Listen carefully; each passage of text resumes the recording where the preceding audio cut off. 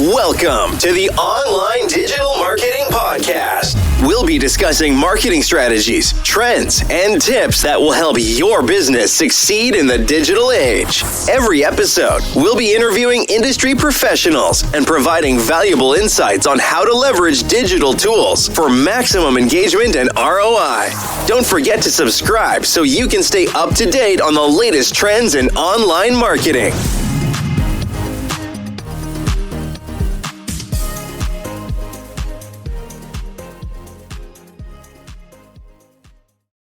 A goldfish famously has an attention span of, I think like 9 seconds. But according to the data we're looking at today, a content creator has exactly 7 seconds to convince a human being not to click away from their video. Welcome to the deep dive. 7 seconds. It really is a remarkable look into, well, the architecture of human curiosity. It's wild. Today we are looking at this really fascinating intersection of technology and human psychology, specifically deciphering the exact mechanics of digital attention. Yeah, and we've got some great material for this. We do. We have an incredible stack of notes on narrative architecture, and we're pairing that with a really comprehensive breakdown of YouTube audience retention strategies from the VFly blog. Right. So our mission today is to understand the invisible forces that keep you listening locked onto a screen. Like what precisely triggers you to abandon a video and look elsewhere. And what we're really examining here is how creators engineer engagement, literally frame by frame. And that 7-second window you just mentioned. The goldfish window. Exactly, the goldfish window. It's the perfect place to start because it serves as this incredibly ruthless cognitive filter. It is ruthless. Yeah. I mean, the industry literally calls it the 7-second rule, with the ideal hook landing somewhere between 4 and 10 seconds. Which is nothing. It's barely enough time to clear your throat. I kind of think of it like a hyperspeed elevator pitch. You click on a video, and before the creator has even fully inhaled their first breath, your brain has already subconsciously calculated whether their content is worth your time. What's fascinating here is how that initial 7-second scramble fits into a slightly larger but, equally unforgiving time frame. Okay, what's the larger frame? The data points to the first 30 seconds of a video as the absolute make or break point. It's often referred to as the perfectionist window. The perfectionist window. I like that. Right. And to understand why this is so critical, you kind of have to compare it to traditional media. So in television or cinema, the viewer is essentially a captive audience. Yeah, you're just sitting on a couch. Exactly. You're on the couch, and the director has the luxury of taking, 5 or 10 minutes to slowly establish the setting, the mood, the plot. You've got time to settle in. But in the digital space, the viewer is literally holding a mouse or a smartphone. They have infinite alternatives just 1 millimeter away. Just a swipe away. Right. So within that 30-second perfectionist window, a creator has to clearly define the fundamental value of the video while simultaneously establishing an engaging personality. That's a lot to do in 30 seconds. It is, and if you fail to do both, the viewer just takes the nearest exit. Okay, so the margin for error is essentially zero. But I know from my own habits, the battle for my attention actually starts before the video even plays. Oh, absolutely. Like the clock is ticking before I ever hit that play button, which brings us to the psychology of the pre-hook. Exactly. The pre-hook is entirely dependent on the title and the thumbnail of the video. The packaging. Yeah, the packaging. And these two elements carry this massive psychological burden because they have to instantly manufacture a curiosity gap. A curiosity gap. They have to create an itch in the viewer's mind that can only be scratched by clicking. However, there's a very strict boundary here. Which is? There is a massive operational difference between genuine intrigue and deceptive clickbait. Right, because if you promise me a dragon in the thumbnail and the video is just you, like talking about lizards in your backyard, I'm out immediately. And that immediate exit sends a highly negative signal to the platform's algorithm. Oh, so you actively get punished for it. Exactly. YouTube actively suppresses content where the thumbnail does not honestly resonate with the actual video because deceptive packaging breaks trust. And broken trust means people leave the app. Exactly. It drives users away from the platform entirely. So the creator really has to walk this highly sophisticated tightrope. Complete honesty, but perfectly aligned with irresistible curiosity. Okay, let's unpack this. Because once you successfully navigate that tightrope, once you get that click and someone actually starts watching, there is a massive mistake that so many people make right out of the gate. Oh, the intro trap. Yes. The trap of the self-indulgent intro. Wasting those precious first 30 seconds on a long, drawn-out recitation of your own credentials. Hi, my name is so-and-so. Right. Hi, my name is so-and-so. I have this degree, and today we're going to talk about, it just completely derails the momentum. It really does. Honestly, it feels like going on a first date, sitting down at the table, and before you even order drinks, you just pull out your resume and start reading it aloud. That is such a perfect analogy. Like no one cares about your background until they know you actually understand them. Exactly. That credential-first approach fails because it completely ignores the viewer's core motivation. What are they motivated by? Well, when someone clicks on a video, they are acting entirely in their own self-interest. They have a specific problem they want solved or, a specific type of entertainment they crave. Right. So the most effective strategy for those opening seconds is to immediately trigger a pain point. Or, alternatively, share a brief personal victory over a struggle that your audience is currently facing. So instead of trying to establish authority, you're really just trying to establish empathy. Precisely. It communicates to the viewer, hey, I understand the exact friction you're experiencing in your life right now, and I hold the solution. Yeah. When you share a personal victory over a shared struggle, you create this instantaneous human bond. You completely shift the dynamic. You're on their team. Yes, you are no longer just a distant expert broadcasting information. You become a relatable ally. And that psychological shift is what secures the initial investment of their time. Okay, so let's say I survive the first 30 seconds. I've skipped the resume, established the human connection, proved my worth. But I know from my own late night scrolling that I still, routinely abandon videos right around the 2 or 3 minute mark. Oh, sure. The drop off. Right.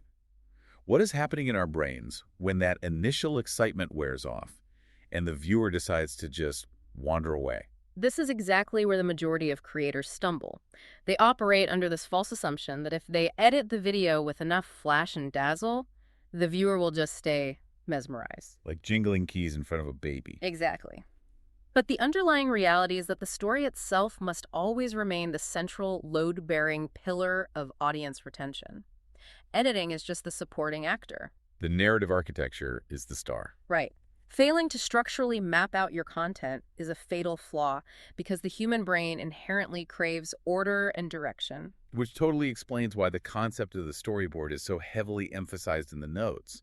Instead of just, turning on the camera and winging it, you have to break the content down into a natural, logical flow. You really do. You're essentially showing the audience the map of where you're going to take them before you even start the car. Exactly. When viewers are given a clear roadmap, it provides a sense of psychological security.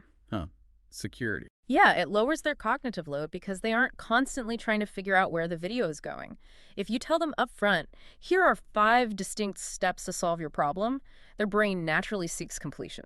So they stay. Right. They will want to stick around for step 3, 4, and 5 just to see the framework fulfilled. And to keep them moving along that map without getting bored, the notes talk about creators engineering these aha moments. Yes. Building curiosity and suspense. Right. One tactic that really stood out to me is taking a short, highly engaging clip from much later in the video, maybe the big reveal or the most intense moment, and editing it right into the very beginning. A classic hook. Yeah, it acts like a movie trailer for the video you're already watching. But there was another tactic mentioned here that I actually want to push back on a little bit. Oh, okay. There's a suggestion to ask the audience questions to keep them engaged. But honestly, if I'm watching a video to relax, and the host starts firing direct questions at me through the screen, doesn't that just feel like a high school pop quiz? It can, yeah. It feels a bit aggressive, Yeah. I'm suddenly being put on the spot. That is a highly valid pushback. And there is a profound nuance here in the source material that completely changes how that tactic is applied. Okay, what's the nuance? The strategy isn't about asking direct interrogative questions that demand an answer, like, what do you think about this new software? Yeah, that feels like a pop quiz. It absolutely does. It creates friction. Instead, the real power lies in using what-if scenarios. Oh, interesting. So how does a what-if scenario function differently in the viewer's mind? Well, a direct question stops the narrative momentum. It demands mental labor from the viewer. But a what-if question acts as a narrative invitation. An invitation? It immerses the viewer in specific dramatics without demanding a concrete answer. So if a creator asks, what if you woke up tomorrow and your entire industry had been automated by AI? That's terrifying, first of all. Right, but they haven't asked you for an opinion. They've invited you into a thought experiment. It draws you much deeper into the fabric of the video because you are now mentally playing out that exact scenario in your own head alongside the creator. Wow. What kind You are co-creating a mini story. Okay, that makes so much sense. You aren't quizzing them, you're just sort of hijacking their imagination for a few seconds. Exactly. So a strong story structure keeps the brain engaged conceptually, but cognitive fatigue is still a physical reality. I mean, if I'm staring at a static shot of someone talking for 10 minutes, my eyes are physically going to glaze over, no matter how compelling the thought experiment is. Oh, for sure. How do creators combat that physical reality? Well, this introduces the visual and auditory tactics used to stimulate the senses, which the sources often describe as the double-edged sword of editing. Here's where it gets really interesting, because to break the monotony of just listening to a single voice, creators deploy constant sensory engagement. They utilize unique camera angles, drop in distinct sound effects, and flash on-screen text to emphasize specific words. It's a deliberate strategy to keep your eyes and ears constantly readjusting, so you just can't zone out. It forces you to pay attention. Yeah. And they even note that starting a segment with a quick joke or a brief moment of humor is incredibly powerful because it physically puts the viewer at ease. It lowers their critical defenses and just makes them more receptive to the info. Humor functions as a phenomenal cognitive lubricant. I love that phrase. But there is a highly critical warning regarding all of this sensory engagement. You must deeply understand the baseline digital stimulation of your demographic. Because it's not the same for everyone. Editing is not one size fits all. If your target audience is between 16 and 25 years old, the data clearly shows they respond incredibly well to dynamic, trendy, fast-paced editing. Their brains are just used to it. Exactly. They've adapted to process visual information at a blistering speed. Right. They practically speak in jump cuts. That level of speed is their native language. It really is. But if your audience falls into the 25 to 40 age bracket, that exact same rapid-fire editing style suddenly becomes a massive liability. It's too much. Way too much. To an older demographic, constant visual changes increase the cognitive load too high. It feels chaotic, and it quickly becomes a distraction from the actual story. In fact, there are creators catering to older demographics who achieve millions of views simply by turning on the camera and talking, utilizing almost zero editing. Just talking to the camera. Yeah, and they can do this because their underlying narrative architecture is so incredibly strong that it doesn't require visual gimmicks. It's definitely a less is more approach when the story can carry the weight. But there is another hidden danger when we talk about just turning on the camera and talking. What's that? The danger of constant, unyielding dialogue. Like if a creator just talks and talks without taking a single breath, it becomes physically exhausting to watch. Oh, absolutely. It's like being trapped in a tiny room with someone who is just frantically ranting at you without pausing. You want to escape the video just to get some oxygen. And viewers absolutely will escape by clicking away. A video should never be a continuous flurry of dialogue. By strategically incorporating pauses into the edit, a creator is adding what we might call acoustic white space. Acoustic white space. Yeah. That's a great term. Without those pauses, viewers experience auditory fatigue. Silence isn't just empty space, it's processing time. You have to let it sink in. Right. You have to give the viewer a couple of seconds to comprehend the complex point you just made, to internalize it, and to truly sink into the emotional weight of the story. When used correctly, silence is just as powerful, if not more powerful, than any sound effect in a creator's library. So masterful editing isn't just about figuring out what to add in. It's equally about having the discipline to intentionally leave things out to create that necessary space. But honestly, whether it's crafting the perfect what-if scenario, or agonizing over the exact demographic threshold for jump cuts, or perfectly timing a moment of silence, all of this requires intense, focused energy from the creator. It is a massive amount of work. How on earth do they balance all of this without completely burning out? Or, conversely, completely overwhelming the viewer with too much happening on screen? If we connect this to the bigger picture, it really comes down to a structural concept called strategic resource deployment. Okay, strategic resource deployment. It acts as the primary solution to what the sources identify as the misplaced effort mistake. You're right, the misplaced effort. This is when a creator tries to make every single second of the video an absolute masterpiece. Yes. Every single sentence features a custom graphic, a unique camera transition, or dramatic music swell. Which is entirely unsustainable for the creator to produce on a regular schedule. And frankly, it's exhausting for the viewer's brain to process. Because if everything is highlighted, nothing is. Exactly. If every single moment is emphasized to the maximum degree, nothing is actually emphasized. It all just becomes flat noise. So what's the alternative? Strategic resource deployment means recognizing that not every moment needs a unique, sweeping camera shot. You have to consciously save your best resources, your most complex editing techniques, and your biggest visual payoffs for the most essential climactic parts of your video. It's about pacing. It creates a rhythm. It maintains a consistent, digestible pace for the brain. And that pacing directly ties into another fascinating psychological mechanism mentioned in the data, which is the instant value game. Yes, the dopamine pacing. This is how creators actively manage our brain chemistry throughout the duration of a video. It is a brilliant, highly calculated strategy. The goal is to provide value to the viewer in small, incremental intervals, rather than making them wait for one massive payoff at the very end. It's kind of like driving on a toll road where you have to throw a quarter in the bucket every 2 miles to keep going. That's a great way to put it. If the creator misses a toll booth if they go too long without providing a moment of value, the barrier comes down, the viewer loses interest, and they take the nearest exit. And every time the creator pays that toll by giving you a quick, actionable tip, a fascinating piece of trivia, or just a perfectly timed moment of humor, your brain releases a small hit of dopamine. A little reward. It's an anticipation reward loop. That tiny neurochemical reward hooks you just enough to keep you engaged until the next interval and the next, until suddenly 20 minutes have passed and you've watched the entire video. You know, when you step back and look at all of these mechanisms operating together, the 7-second cognitive filter, the psychology of triggering a shared pain point instead of reading a resume, the immersive what-if scenarios, calibrating the visual cognitive load for the right demographic, the acoustic white space, the dopamine pacing, it is genuinely a masterclass on the inner workings of the human mind. It really is. It's so much more than just a guide on how to make a YouTube video. It absolutely is. What we are looking at is the literal science of human engagement. It maps out exactly how our brains assign value to information in real time. So what does this all mean for you listening right now?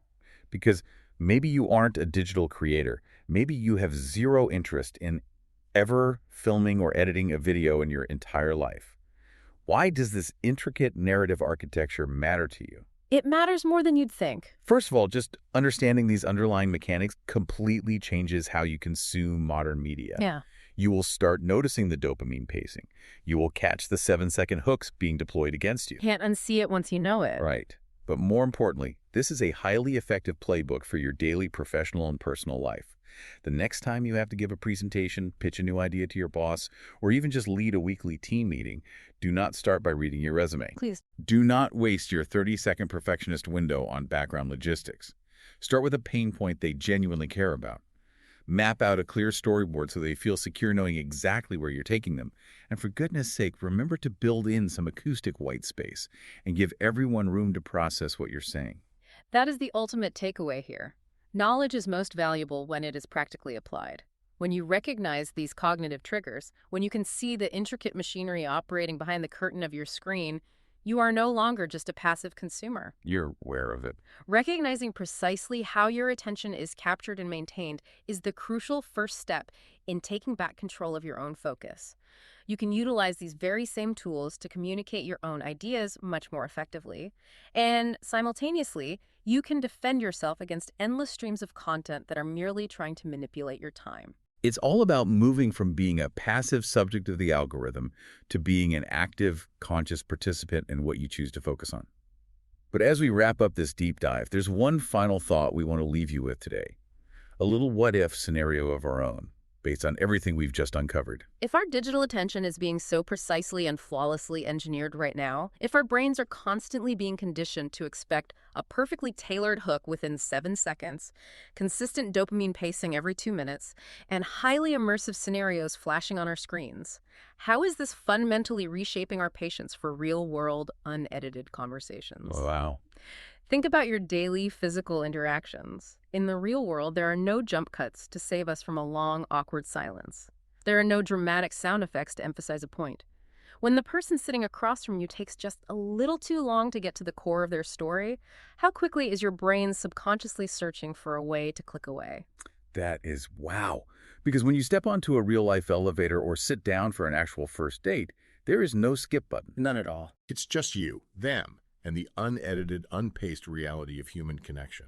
It's definitely something to chew on the next time you find yourself getting strangely impatient during a normal conversation in the real world. Thank you so much for joining us on this deep dive. We'll be back next time to unpack another fascinating stack of sources with you. Until then, take care, and maybe take a moment to enjoy a few awkward, unedited pauses today. Ready to take your online business to the next level? Subscribe to our digital marketing podcast and then join our Accountability for Success Mastermind. With expert advice from industry leaders, you'll gain knowledge and insights that will help you succeed in today's digital marketing world. From social media strategies to search engine optimization, we have all the tools you need. Learn from successful entrepreneurs and take control of your online success. Join the Accountability for Success Mastermind now at bit.ly/AFSM podcast.